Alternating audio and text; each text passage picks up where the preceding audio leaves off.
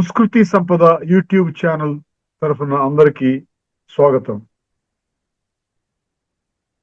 ఉపనిషద్ విజ్ఞానం అనే అంశాన్ని ధారావాహికంగా ప్రసంగిస్తున్నారు శ్రీ లోకనాథం గారు. వారి ధారావాహిక ప్రసంగంలో ఈరోజు 12వ ప్రసంగం చేస్తున్నారు. శ్రీ లోకనాథం గారికి స్వాగతం. ధన్యవాదాలు. ఓం తత్సత్.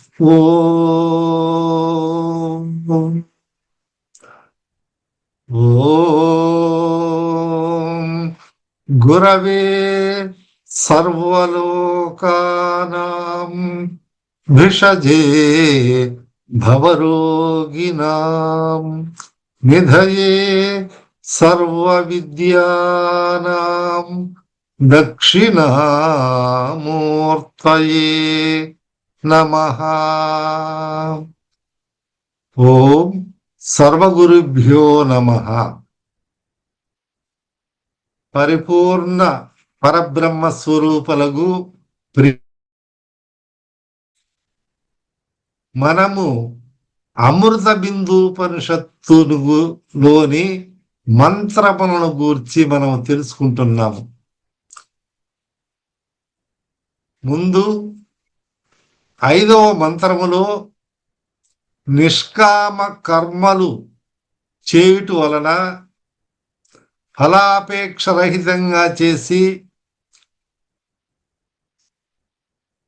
హృదయగతమైనటువంటి మల దోషమును నివర్తించుకోవచ్చు, తొలగించుకోవచ్చు అని మనము తెలుసుకున్నాం కదా. అలాగే ఈశ్వరోపాసన లేదా భగవదారాధన, భగవంతుని సేవించడం అభ్యాసము వల్ల, వైరాగ్యం వల్ల, ఈ 3 ప్రక్రియల వల్ల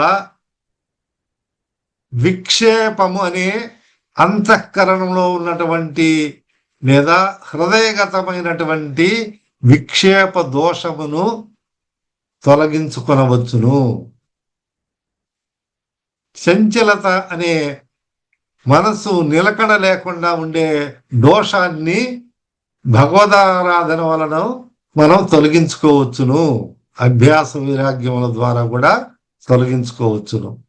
మరి 3వ దోషమైనటువంటి ఆవరణము, ఈ బ్రహ్మాత్మైక విజ్ఞానాన్ని తెలుసుకోవాలంటే ఆవరణము, ఆచ్ఛాదనము, ఆవరించినటువంటి కప్పివేయబడినటువంటి ఈ ఆవరణ దోషాన్ని ఆత్మానాత్మ విచారణ ద్వారా గురూపదిష్టమయ్యి శ్రవణము, మననము, నిధిధ్యాస అంటే గురువు చెప్పిన మాటలను విని శ్రవణము చేసి నిధిధ్యాస చేసి నిర్వికల్ప సమాధిలో లెస్సగా ఆ వికల్పం లేకుండా చేస్తూ సాధన చేస్తూ పోగా ఈ ఆవరణ దోషము నివృత్తి అయి బ్రహ్మావరణము లేదా బ్రహ్మమును సాక్షాత్కరించుకు బ్రహ్మ జ్ఞానము కలిగి బ్రహ్మ సాక్షాత్కారమవుతుంది ఆవరణ దోషాలు పోయే తరువాత అని మనం తెలుసుకుందాం. అంటే ఈ 3 దోషాలు తొలగిపోయినాయి. బ్రహ్మ సగుణ బ్రహ్మ స్వరూపము బ్రహ్మాకారాన్ని పొందాడు. తదుపరి మంత్రములో ఏమి చెప్తున్నది అంటే ఈ అమృత బిందూపనిషత్తులోని తదుపరి మంత్రములో బ్రహ్మాకారాన్ని లేకపోతే బ్రహ్మ సాక్షాత్కారాన్ని పొందినావు. ఈ బ్రహ్మమును గురించినటువంటి చింతన చేయాలనే ఉద్దేశంతో ఈ మంత్రం ఏమి చెప్తున్నదంటే నైవ చింత్యం నచాచింత్యం నచింత్యం చింత్యమేవ తత్ పక్షపాత వినుర్ముక్తం బ్రహ్మ సంపద్యతే తదా తత్ అంటే ఆ తత్పద లక్ష్యార్థమగు బ్రహ్మము. చింత్యం అంటే చింతింపదగినది. నైవ కానే కాదు. ఏమని చెప్తున్నాడు? చింతింపదగినటువంటిది ఈ బ్రహ్మము కాదు, కానే కాదు అని ఖరాఖండిగా చెప్తున్నాడు. చింతింపదగినదంటే మామూలు అర్థంలో బ్రహ్మ చింతనని, మామూలుగా ఆయన చింతించుతున్నాడు, చింతతో ఉన్నాడు అనే అర్థంలో కాదు. ఇక్కడ బ్రహ్మ చింతన అనేది మనము గమనించుకోవాలి. అర్థమైందండి? బ్రహ్మ చింతన, బ్రహ్మ విచారంలో బాగా చింతించడం. అందుకని చెప్తారు తచ్చింతనం తత్కథనం అన్యోన్యం తత్ప్రబోధనం. తచ్చింతనం ఆ పరబ్రహ్మను గురించే చింతించుతా ఉండాలి. నీ హృదయంలో నీ మనసుతో ఎప్పుడు కూడా చింతించాలి. బ్రహ్మ ఏమిటి, బ్రహ్మం అంటే ఏమిటి, బ్రహ్మ ఎట్లా ఉంటుంది, బ్రహ్మ స్వభావం ఏమిటి, సత్యం జ్ఞానమనంతం బ్రహ్మ అని మనం చెప్పుకున్నాం కదా. అట్లా బ్రహ్మను గురించి చింతించుతా ఉండాలి. తత్కథనం, తత్కథనం అంటే బ్రహ్మను గురించినటువంటి విషయాలను మనము చెప్పుకుంటూ ఉండాలి. కథలు కథలుగా చెప్పుకుంటామని అంటామే, ఆ విధంగా మాట్లాడుకున్నప్పుడు ఒకరితో మాట్లాడుకున్నప్పుడు లేదా చర్చ జరిగినప్పుడు ఆ బ్రహ్మ పదార్థం గురించి, బ్రహ్మను గురించి చెప్పుకుంటూ ఉండాలి. అట్లా ఉన్నట్లయితే ఈ దృఢపడుతుంది, మన విషయ పరిజ్ఞానం అంతా కూడా గట్టిగా నాటుకొని పోతుందనే ఉద్దేశంతో చెప్పబడినది.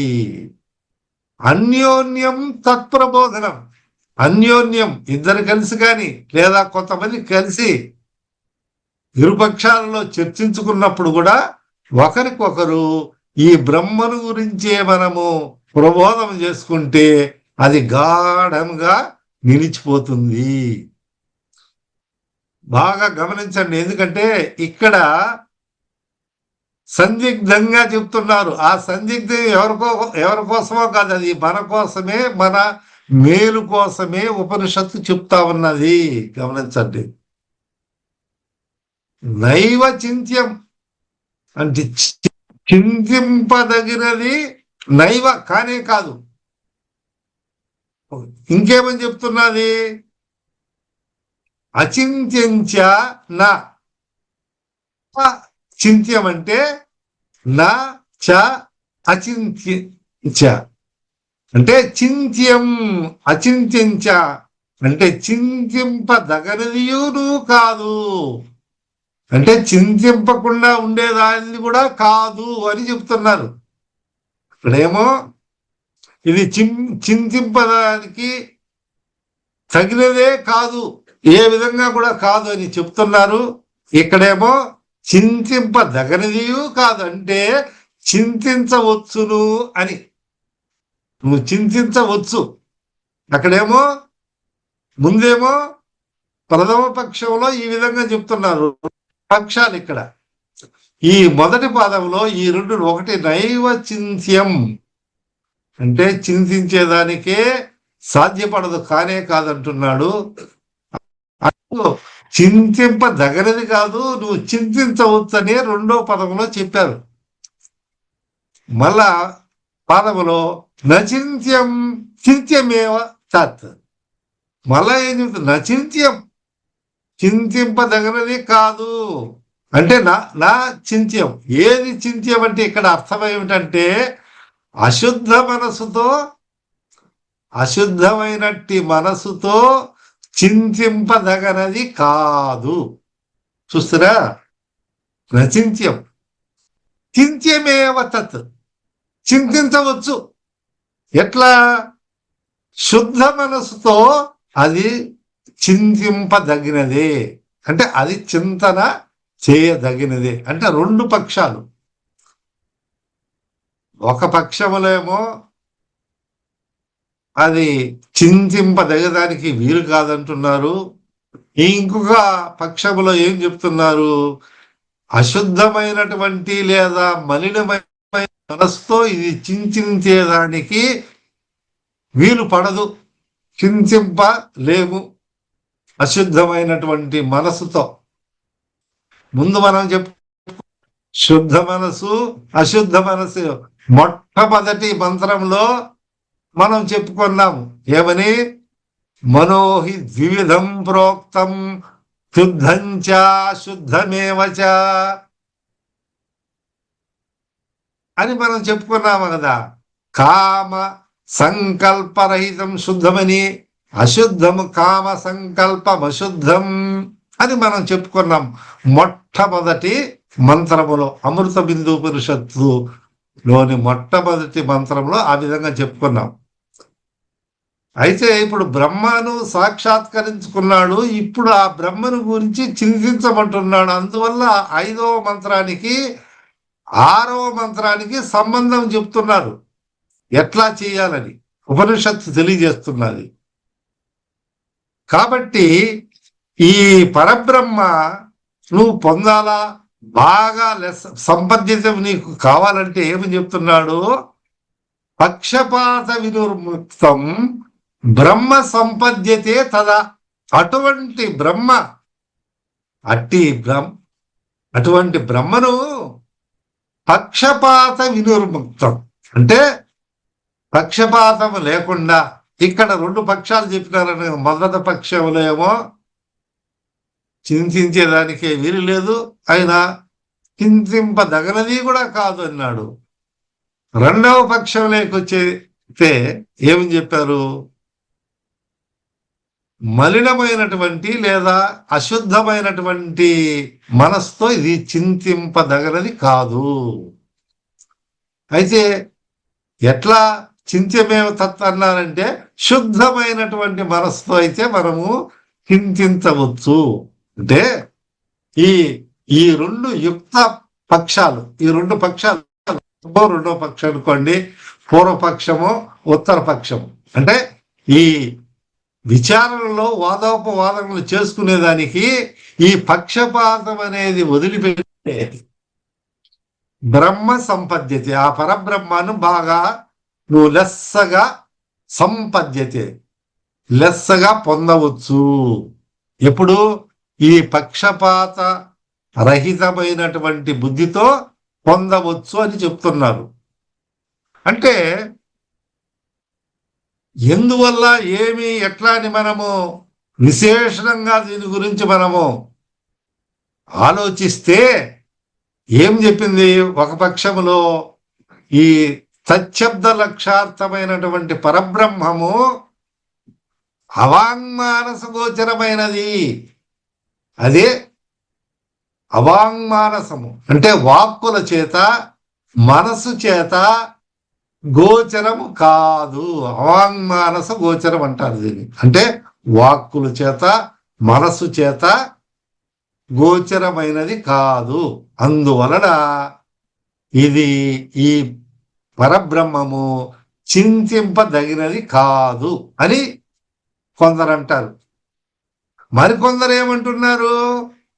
ఆ బ్రహ్మము మనసుకు అగోచరమైనది కాదు, కావున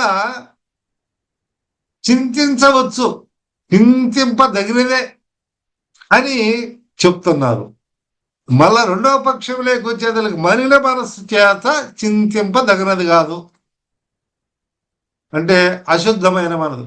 శుద్ధమైన మనసుకు గోచరమవుతుంది, పరబ్రహ్మ శుద్ధమైనటువంటి మనసుకు గోచరమవుతుంది, నీకు కనిపిస్తుంది. కాబట్టి నీవు చింతించవచ్చు. బాగా భేదం గమనించండి. శుద్ధమైనటువంటి మనసుకు గోచరమవుతుంది, అశుద్ధమైనటువంటి దాని మనసుకు గోచరము కాదు. అటువంటి అశుద్ధమైనటువంటి మనసుతో మనము చింతించలేము, అవాంగ్మానస గోచరమైనది అని ఇక్కడ మనకు శృతి ఉపదేశిస్తున్నది. కాబట్టి ఇది శుద్ధ మనసుతో చింతించవచ్చు అని చెప్తున్నారు. అయితే ఈ నిర్గుణోపాసన లేకపోతే నిర్గుణ పరబ్రహ్మము తెలుసుకోవాలా ఏమేనంటే, ఎట్లా నీవు ఆ పరబ్రహ్మాన్ని ఎట్లా తెలుసుకోగలవు అని అంటే ఏమి చెప్తున్నారు? ఈ అధికారి అంటే ఉత్తమైనటువంటి అధికారి తన అనుకూలమైనటువంటి పక్షమును స్వీకరించి, అంటే ఈ రెండు పక్షాలు చెప్పినాడు కదా, పూర్వపక్షము ఉత్తర పక్షము. ఈ అధికార జ్ఞానానికి అధికారి అంటారు ఇక్కడ. అంటే సాధకుడు ఈ బ్రహ్మాత్మైక జ్ఞానాన్ని సాధించేవాడిని, ఆ సాధకుణ్ణి వేదాంత పరిభాషలో ఈయన అధికారి. ఎవరయ్యా? బ్రహ్మ విజ్ఞానానికి అధికారి అంటే ఈ ఉత్తమైనటువంటి ఉత్తమాధికారి ఎవరు? అందులో ఉత్తమమైనటువంటి వాడు. అంటే ఈ దోషాలు, మల, విక్షేప, ఆవరణాలు అనే 3 దోషాలను తొలగించుకున్నటువంటి అధికారి ఎవడైతే ఉన్నాడో, ఏ సాధకుడైతే ఉన్నాడో అతడు ఉత్తమమైనటువంటి అధికారి. అప్పుడు గురువు దగ్గర ఈ అధికారి శ్రవణం చేసి, మరణం చేసి, లేదా గురువు ద్వారా విషయాలు కనుక్కొని తనకు కలిగినటువంటి సంశయాలంతా పూర్తి చేసుకుంటూ, సందేహం కలిగింది గురువు గారు, నాకు ఈ సందేహం కలిగింది, దీనికి ఎలా తీర్చుతారు? నాకేమో అగోచరంగా ఉంది. ఒకసారేమో చింతించమంటారు, తగనది కాదంటారు, ఏమీ పర్వాలేదు తగవచ్చు అంటారు, చింత్యం అచింత్యం అంటారు.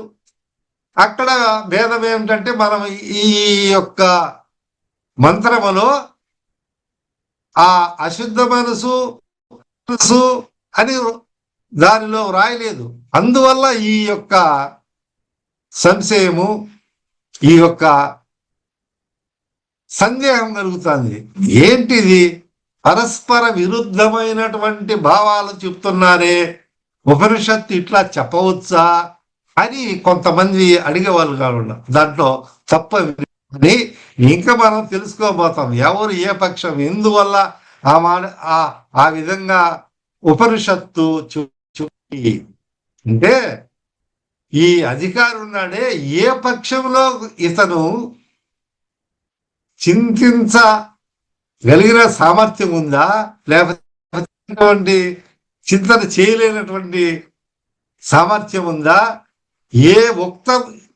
ఏది సరి అయినది ఇతనికి, ఈ అధికారికి ఈ పక్షం సరి అయిందా, ఇంకొక పక్షము సరి అయిందా అనేది పక్షపాతాన్ని వదిలేసి, అంటే నీ స్థితి నీకు తెలుసు, గురువు ఉపదేశిస్తారు, గురువు చెప్తుంటారు, దానిని బట్టి నువ్వు సాధకుడికి పక్షపాతం లేకుండా దాన్నైతే స్వీకరిస్తాడో అప్పుడు బ్రహ్మము స్వయంగానే అనాయాసంగా శీఘ్రంగా దృఢముగా సిద్ధించునని భావం. అంటే అర్థం చెప్పుకోవాలంటే, వేదాంత విచారణ నిర్గుణ బ్రహ్మోపాసన, సగుణ బ్రహ్మము, నిర్గుణ బ్రహ్మము. ఈ బ్రహ్మాత్మైక జ్ఞానానికి నిర్గుణోపాసన ముఖ్యమైనది.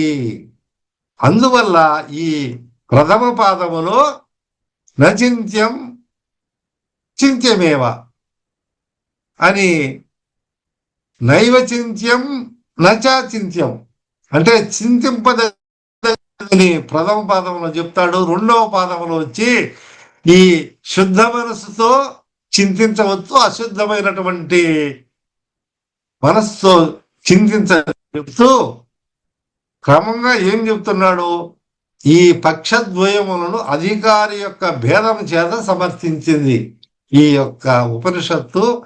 ఈ అధికారి అంటే ఎవరైతే ఈ సాధకుడు ఉన్నారో, ఈ బ్రహ్మ జ్ఞానాన్ని సంపాదించుకునే అధికారికి ఏ పక్షంలో ఉన్నాడు, దేని గురించి తెలుసుకుంటాడనే విషయముకు దానివల్ల శృతి రెండు విధాలుగా చెప్పింది. అది మనము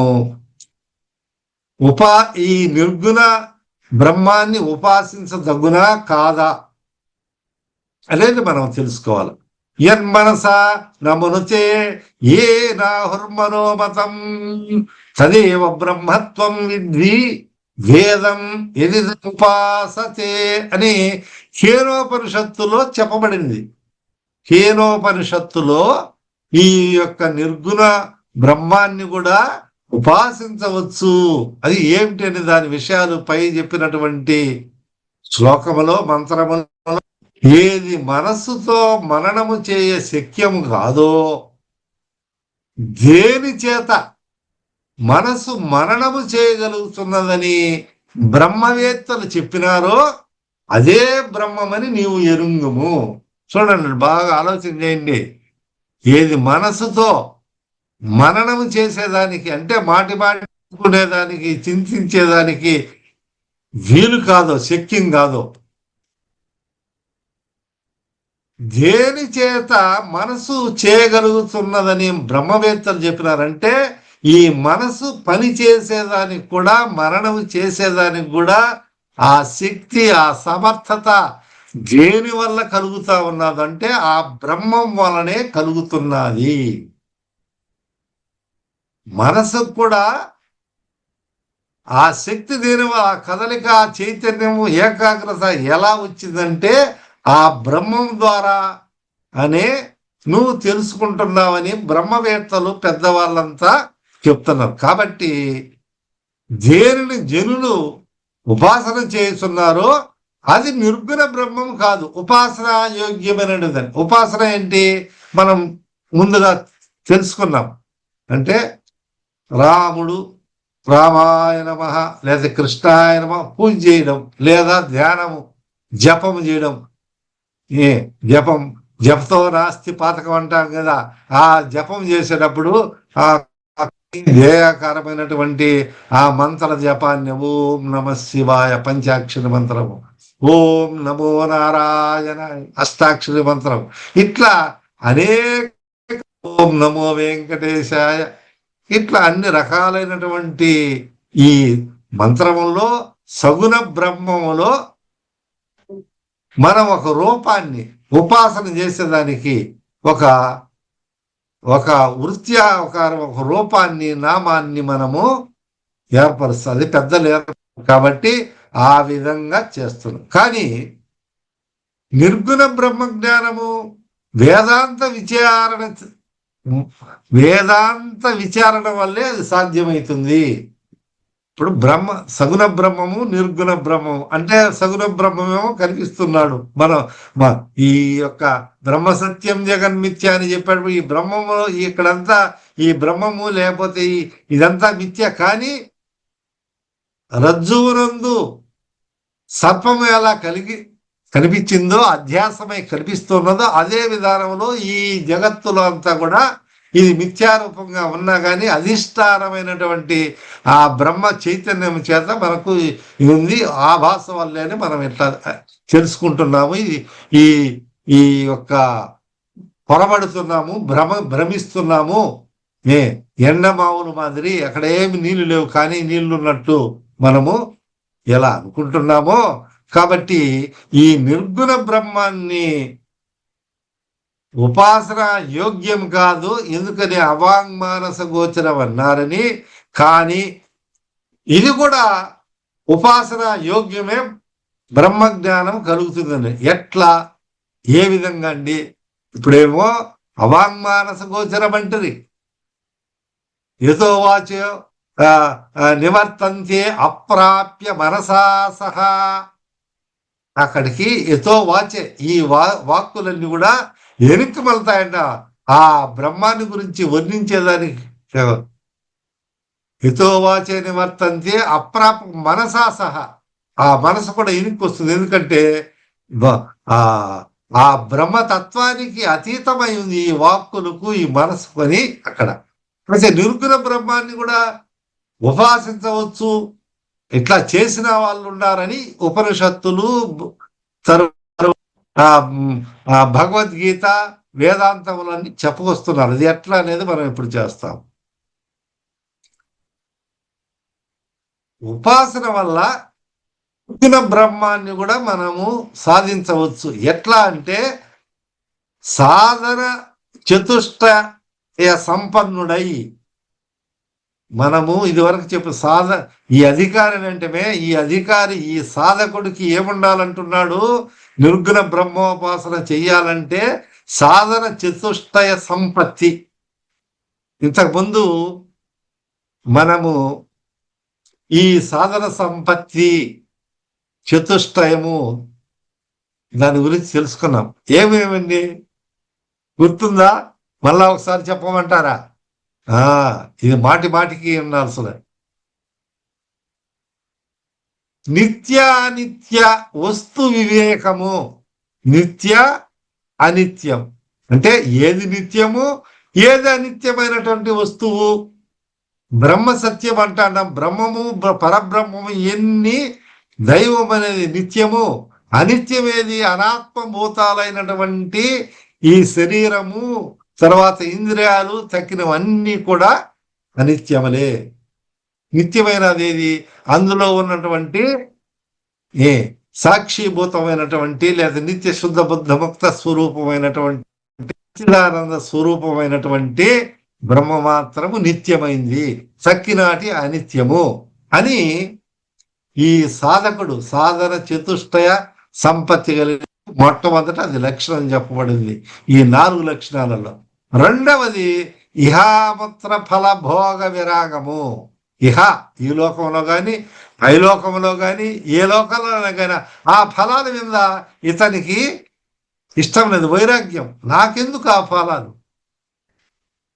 ఏంటి అల్పకాలికమైనటువంటి స్వల్పకాలకము, కొంత కాలం ఉండేటువంటి అల్ప సుఖాలు. ఆ అల్ప సుఖాలు నాకు అవసరం లేదు.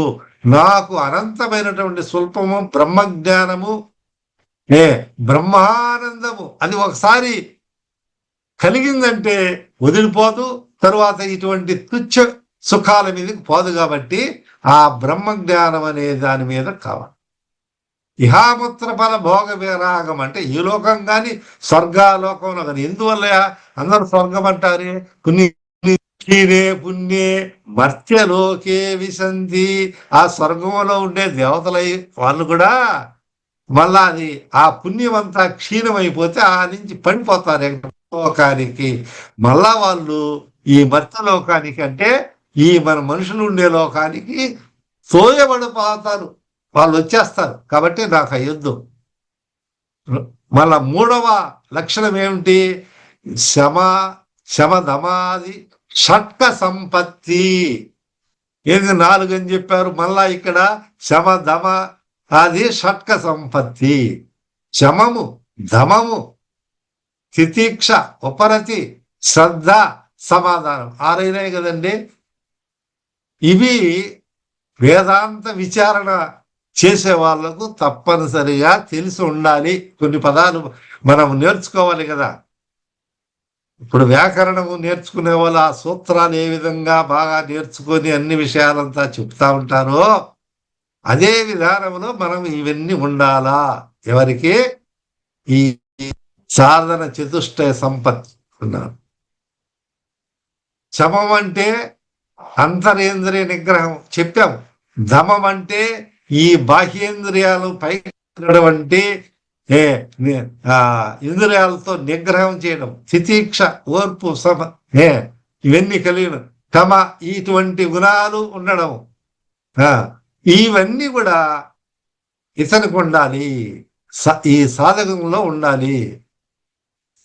తర్వాత ముముక్షుత్వం. 4వది ఏంటి? ముముక్షుత్వం అంటే మోక్షాన్ని కోరే గుణం. నాకు మోక్షం కావాలి. మనుషు జన్మ పుట్టే అంతతో సరిపోలేదు అని చెప్తున్నది ఉపనిషత్తు.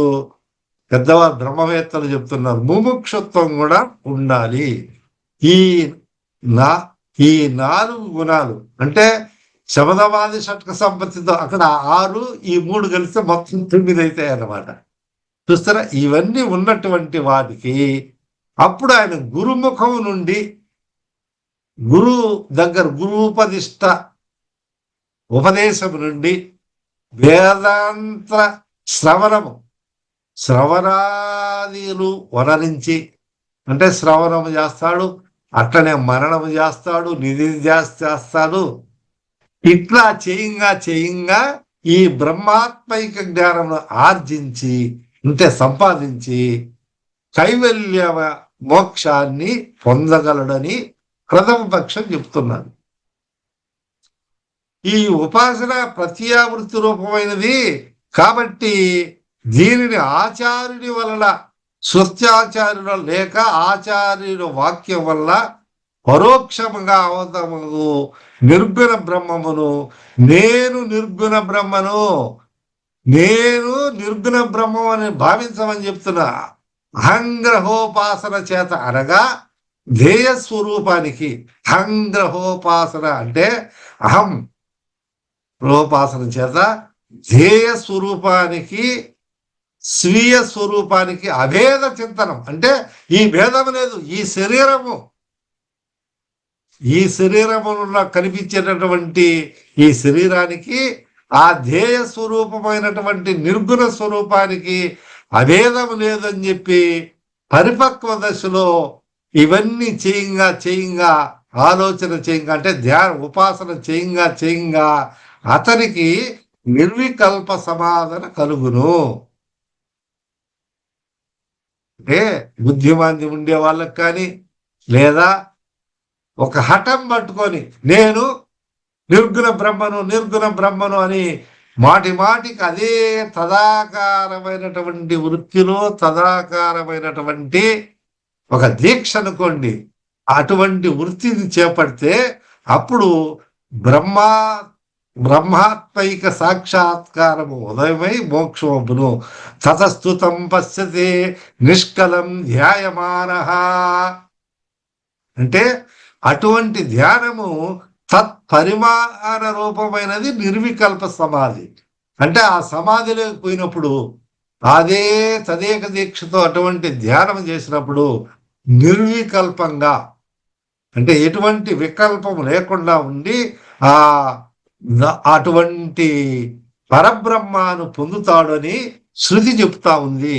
దీనికి వివేక చూడమనిలో కూడా శంకరుడు, ఆది శంకర భగవత్పాదులు చెప్తున్నారు దీన్ని సమర్థిస్తూ. నిర్వికల్పక సమాధి స్ఫుటం బ్రహ్మతత్వమవగమ్యతే ధ్రువచలతయా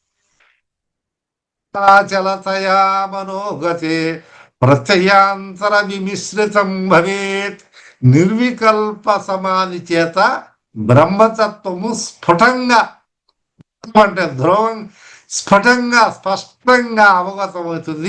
ఇది నిశ్చయము, ఇది ధ్రువం అన్నారు. ఏమైంది? నాణ్యత అంటే వేరే విధంగా అంటే ఏలనగా మనోగతి చెలించడ చేత బ్రహ్మతత్వాగతి జ్ఞానాంతరంలో సంకీర్ణమగును. కావున ధ్యాన పరిణామ రూపమగు నిర్వికల్ప సమాధి వలన, అనగా నిర్గుణ నిర్విశేష రూపమగు బ్రహ్మములో బ్రహ్మతత్వము పరబ్రహ్మాత్మైక సాక్షాత్కారము కలుగుతుంది అని ఆది శంకరాచార్యులు వారు వివేక చూడామణిలో తెలిపినారు. అంతేకాదు ఇదే విషయాన్ని కూడా యోగ వాసిష్టంలో వ్యాసుల వారు శుక మహర్షికి, అంటే తన కుమారునికి జ్ఞానాన్ని బోధించినప్పటికీ నిర్గుణోపాసన లేకుండా ఉన్నప్పుడు వారు జనకుని దగ్గరికి పోయి వారి నిర్గుణోపాసన బోధన వల్ల వారు తపస్సు 10,000 సంవత్సరాలు తపస్సు చేసి నిర్గుణోపాసన పొందినారని యోగ వాసిష్టంలో కూడా చెప్పబడింది. కాబట్టి నిర్గుణోపాసన కూడా చేయవచ్చు అనే ఈ మంత్రం ద్వారా మనం తెలుసుకున్నాము. ఇంకా చాలా విషయాలు ఉన్నాయి. ఇప్పటికీ ఈ నిర్గుణోపాసనలో ఒక రకమైనటువంటి భావాన్ని మనకు ఉపోద్ఘాతం మాదిరి తెలిసింది. ఇది ఎట్లా చేయాలి, ఏమిటి, ఎటువంటి మనసుకు ఆ నిర్గుణ తత్వము లభిస్తుంది అనేది మనం ముందు ముందు తెలుసుకుంటాము. కాబట్టి మీరందరూ కూడా ఈ విచారణ, వేదాంత విచారణ చక్కగా చేసి అసలైనటువంటి విషయాన్ని ఏ పక్షము, ఎవరికి ఎటువంటి పక్షము ఉక్తమైనదో సమంజసమైనదో బ్రహ్మానందముగా విరాజిల్లాలని. హరి ఓం తత్సత్. ఉపనిషత్ విజ్ఞానం గురించి ధారావాహిక ప్రసంగం చేసిన శ్రీ లోకనాథం గారికి ధన్యవాదాలు. ధన్యవాదాలు సార్. నమస్తే.